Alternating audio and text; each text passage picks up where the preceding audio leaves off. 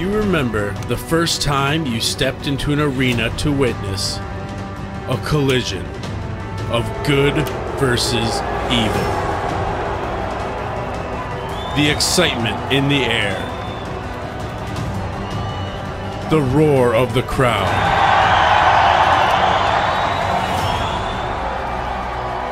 and of course, the blood. It's time to relive those memories big time. A historical wrestling lesson taught by your professors, the legendary Terry Sullivan and Supermouth Dave Drayson. ROX-TV and International Bigtime Wrestling present Bigtime Memories. Hello everyone, welcome back to another edition of Bigtime Wrestling Memories.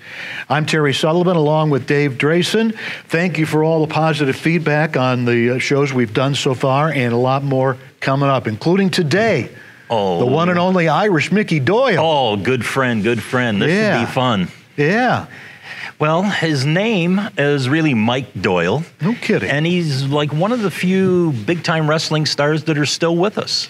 We know, the main characters like the Sheik and Bobo, Tex McKenzie, Furpo, they have all passed away. But Mike is still with us. And, I talk to him every so often, and it's... He's a great friend, great guy to be around, great friend.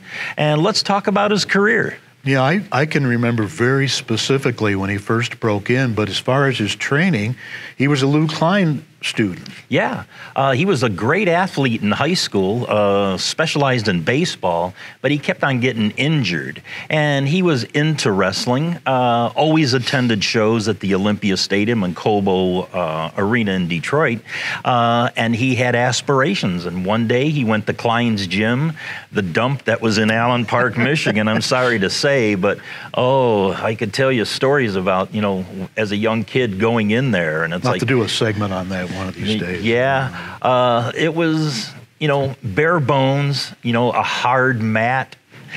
They only had ring ropes on one side, and they were made out of garden hose. And if you went into the ropes, they didn't have much give, but if you did go into them at least an inch or two, you ran into the pop machine that he had there. But, Mickey got his training there, and, he lived there for a while, too, in the back rooms, and, trained with guys like Bobby Blaine and Sonny King and Linda Klein and, a host of others who were Big Jim Lancaster, right, yeah. who were also students at Klein's gym. Mm-hmm.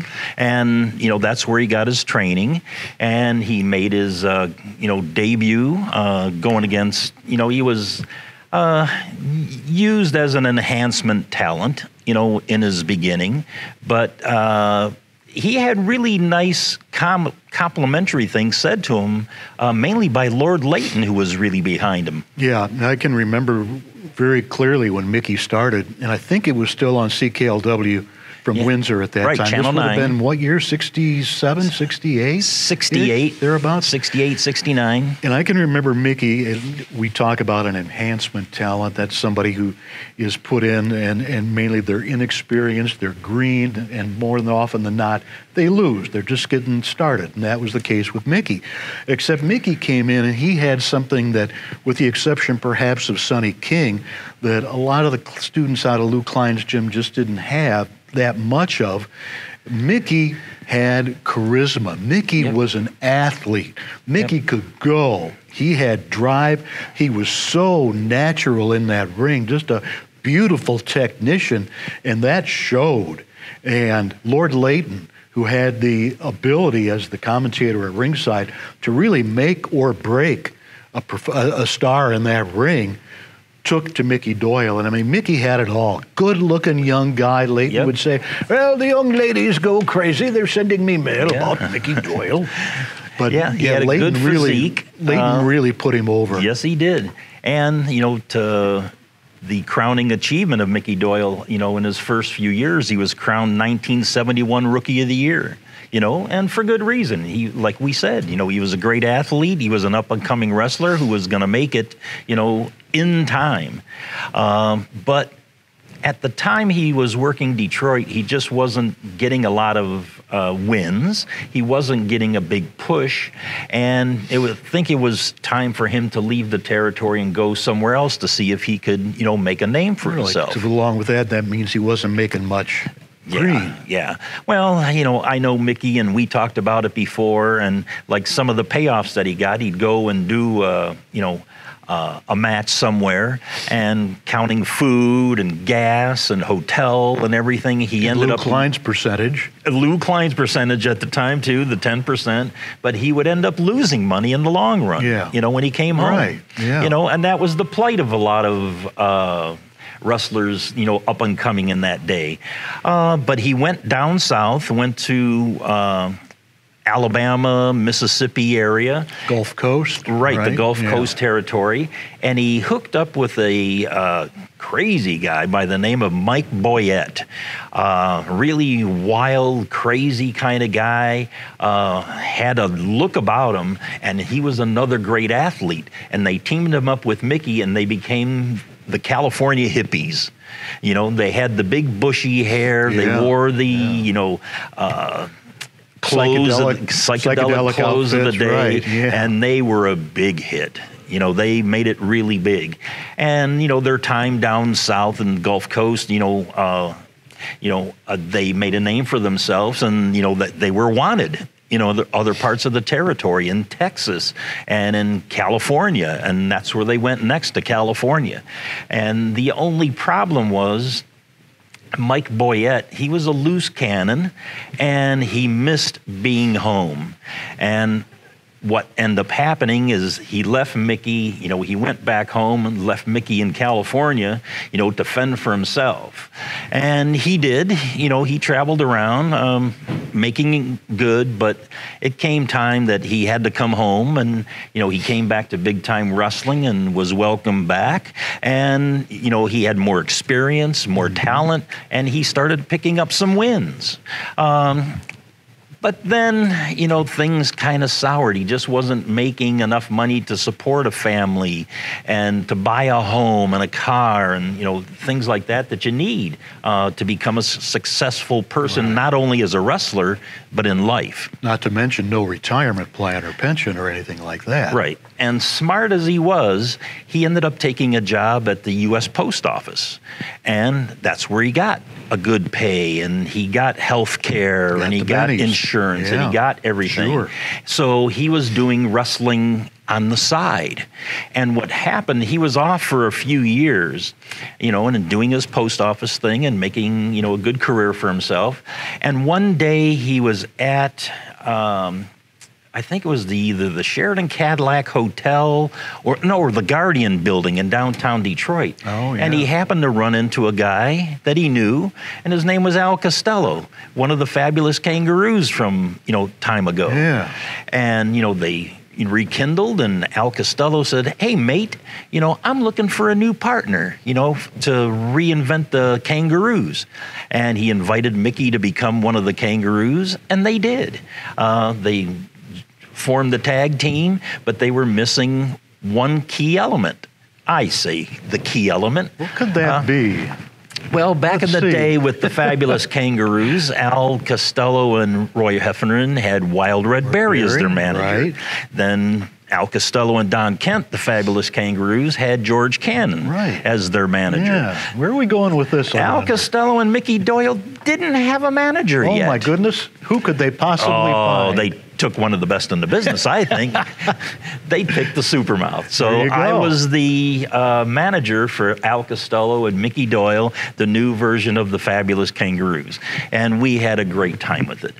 The only problem was, after a few years, Al Costello was showing his age. He had been in the wrestling business for over 40 years at the time. He was getting up in age. It was hard for him to wrestle because of an incident that happened to him in Cincinnati years prior. That'll be for another episode. So what ended up happening is Mickey was on his own again. And we just happened to be in contact with Jim Lancaster, you know, one of Mickey's Lou Klein training partners. And he was running a promotion down in Ohio. I think it was called Midwest Championship Wrestling. And he had a trainee of his that he was looking to get a little bit more experience, not really on his own, but to be mentored by another wrestler. So Jim Lancaster asked Mickey Doyle and myself if we'd be willing to take this kid under our wing and help him out. And we decided, yeah, you know, he's a good-looking kid. And I think he made a name for himself over the years. I'm not sure, but his name was Al Snow. Oh, yeah. And we formed the Motor City Hitmen. And that was our next tag team that we had, you know, great success with, and we had a lot of fun doing it. And I can remember with Bruiser Bedlam, I think they were called the Sensationals at that time, Mickey and Al. You weren't with them, but they came in. I didn't know Al. He had just broken into the business, and I did an interview with him, started with Mickey, and Mickey was fine, and I got to Al Snow, and he's just like a wackadoo. He's in outer space, you know, and I had no clue what he was saying. But anyway. Oh, he's a great guy, though. Yeah. Great friend to this day, and one of the most well-spoken wrestlers that I've ever known. Speaking about well-spoken, when I was managing the Motor City Hitmen, I did what I think is my worst promo of all time. I don't know what prompted it or who suggested it, but I'm doing TV promos, and somebody suggested that I do the promo in the form of rap. I'm a rocker. I love rock and roll. I love blues. I love heavy metal. Rap isn't my thing. Yeah, you're the first guy I'd think of as a rapper. You know, and I can talk, but rapping is a whole different thing. So I go on TV and I'm, you know, talking and trying to rap and be this, you know, rapper, rocker, whatever, and it just didn't come off at all. And every time, you know, I go back and see it, it just, you know, gives me the heebie-jeebies just to think about how bad that promo was. I'll bet. But then in later years for Mickey, you know, stopped wrestling, you know, pretty much again. But me and him would see each other all the time. You know, we did a lot of road trips together. He was a big Detroit Red Wings fan, as I was. And there'd be times that, you know, I'd go over to Mickey's house and we'd go down in his basement and he had a couple hockey sticks and, you know, he'd open up one of the cellar doors and that was the goal. So I'd stand in front of the goal and he'd be shooting pucks at me or tennis balls and stuff, and we'd just be laughing hysterically the whole time, you know, pretending we were Gordie Howe and Terry Sawchuk and all the great Red Wings of old. But then, you know, Mickey still had that wrestling bug in him. You know, he just couldn't give it up. He couldn't stay out of the ring. He still had that passion within him. And he did some shows on his own. And then he met up with, in Canada, a gentleman and great wrestler by the name of Scott D'Amore. Oh, sure. And they formed a wrestling school, and Mickey was one of the head trainers for it and put out some great talent. Can-Am, Border City? Yeah, Can-Am Wrestling and Border City promotion. Wow, and they had some great graduates out of that promotion. Absolutely. Let me ask you this, Terry. Okay. What do A.T. Huck, Terry Sullivan, Mickey Doyle, and Supermouth Dave Drayson all have in common? Well, let me see. You stumped me with this the first time you asked me, so I know. We're all members of the International Big Time Wrestling Hall of Fame. Yes, very proud to say Yes, that sir. we all are. And, you know, we love the promotion, and we love the respect that not only the promotion gives us, but the young guys who are working for this promotion. They're working hard, and they're trying to make a name for themselves too. And, you know, hopefully we can, as, you know, Hall of Famers, we can lend some of our expertise and knowledge to them to help them make it better. The only other thing I would like to say about, if you want to know more about Mickey Doyle, I mean, from what, you know, we have conveyed today, there's a new book out. by a good friend by the name of Tim Keenan, and it's The Life and Times of Mickey Doyle. It's a short book, about 120 pages or so. It's an easy read. It's excellent. Yeah, and really you can get a great insight of the life and times of our good friend Mickey Doyle. One of the nicest guys in wrestling and one of the most respected men in wrestling. Yep. And as customary, Terry, can you take us out with that introduction, as great as you always do, of what it would be to introduce Mickey Doyle? That's right. Lord Layton would say, let's go to ringside and, what's his name? Yeah. From Detroit, Michigan, 225 pounds, Irish, Mickey Doyle.